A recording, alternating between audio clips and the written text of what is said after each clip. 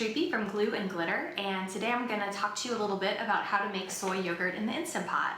This is one of the most popular recipes on my website, and I thought, since I get a lot of questions about it, I thought I'd make a video that addresses some of the most common questions.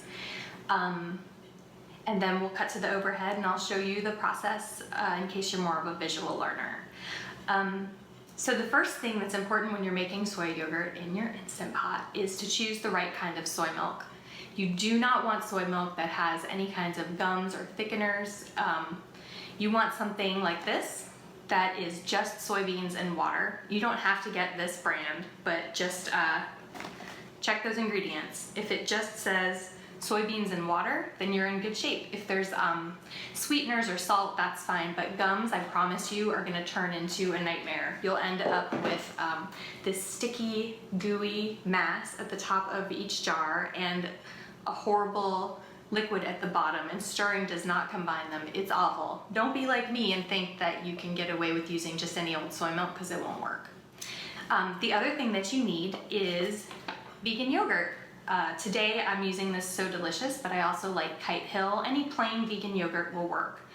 I don't recommend getting flavored yogurts and using them. Even though you're only using a little bit, the flavor is going to carry through. So that's going to make it not as versatile. The thing I like about making my own soy yogurt is that it's not sweetened at all. Soy yogurts at the store, even plain ones, are usually a little sweeter than I'd like for things like using them on beans and rice. Or in soups and stuff. So if you use something like a peach yogurt as your starter, it's gonna taste a little bit peachy at the end.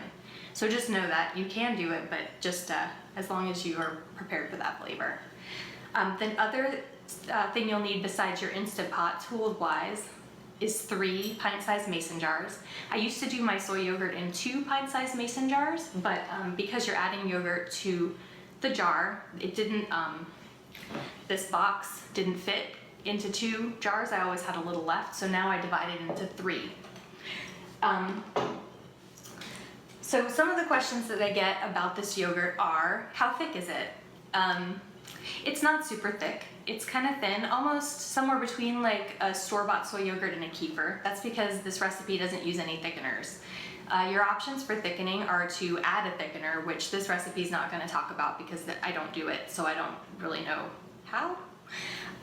Your other option is to strain it. The upside of straining is that you do end up with a nice thick Greek-style yogurt. You can just wrap it in cheesecloth, rubber band it, and use some chopsticks or a knife to like suspend it over something and let it drain overnight. You'll get a nice thick yogurt that way, but you do lose some of the goods, so you'll end up with less yogurt. It's totally your call.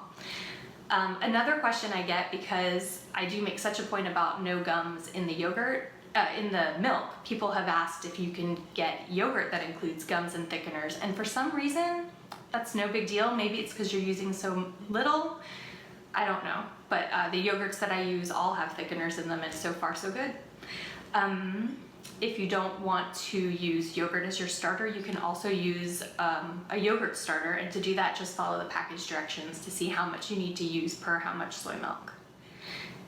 Let's see, another common question I get is about the time. On your Instant Pot, when you press the yogurt button, it defaults to 8 hours.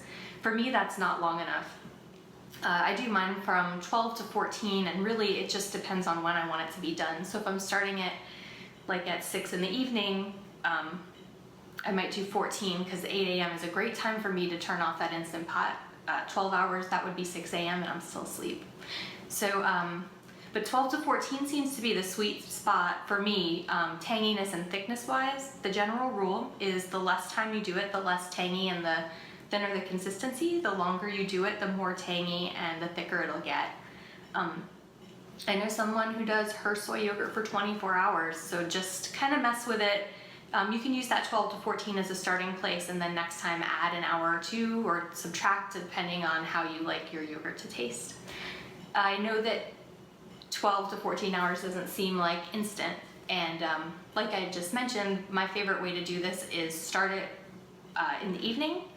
That way most of the time is happening while we're all asleep and the yogurt is ready in the morning. It really takes the edge off of that half a day.